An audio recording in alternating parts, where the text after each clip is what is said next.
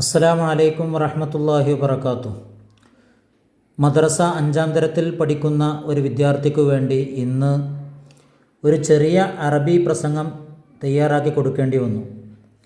അത് മറ്റു പലർക്കും ഉപകാരപ്പെടുമെന്ന് മനസ്സിലാക്കിയാണ് ഞാനിങ്ങനൊരു വീഡിയോ ചെയ്യുന്നത്. അസ്സലാമു അലൈക്കും വറഹ്മത്തുള്ളാഹി. അഊദു ബില്ലാഹി മിനശ് ശൈത്വാനിർ റജീം.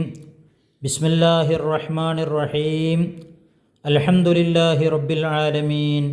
വസ്സലാത്തു വസ്സലാമു അലാ റസൂലിഹിൽ അമീൻ വഅലാ ആലിഹി വഅസ്ഹാബിഹി വഅത്ബാഇഹി അജ്മഈൻ.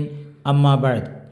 അയ്യുഹൽ അസാതിദത്തുൽ കിറാം വൽ ഹുദ്ദാറുൽ ഇളാം. ഫീ ഹാദിഹിൽ മുനാസബ അദ്ദഹബിയ്യ ഉരീദു അൻ അതകല്ലമ മഅകും അൻ റഹ്മത്തി സയ്യിദിനാ വഹബീബിനാ വനബിയ്യിനാ മുഹമ്മദിൻ സ്വല്ലല്ലാഹു അലൈഹി വസല്ലം ബികലിമാത് ഖലീല وألفاظ جليلة فالمرجو منكم الاستماع التام والصبر إلى الختام.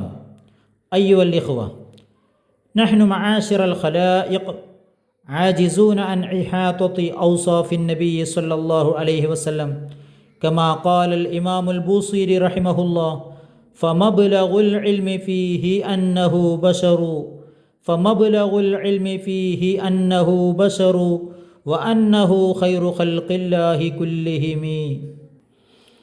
وإن الله وصف نبيه صلى الله عليه وسلم بأسماء من أسمائه الحسنى فهو دليل واضح على شرفه الأسنى.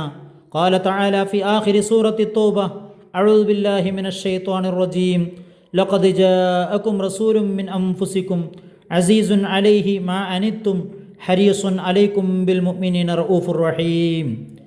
فوصفه الله تعالى بالرؤوف والرحيم اللذين هما من أوصافه، فمنه نفهم عمق رحمته ورأفته بالعالمين فمنه نفهم عمق رحمته ورأفته بالعالمين.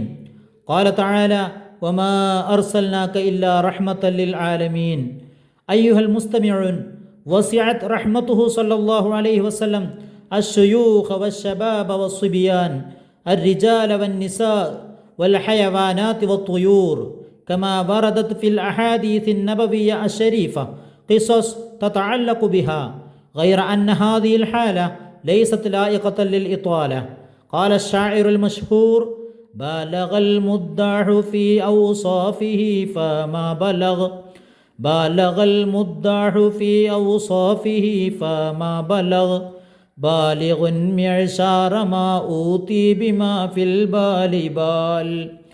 وفقنا الله المولى لمحبته واصطفانا لخدمة دينه وسنته وحشرنا معه في فصيح جنته. جزاكم الله عنا خير الجزاء.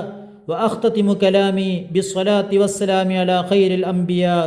اللهم صل وسلم وبارك على سيدنا وحبيبنا محمد صلى الله عليه وسلم وعلى آله وصحبه أجمعين والحمد لله رب العالمين. السلام عليكم ورحمة الله وبركاته.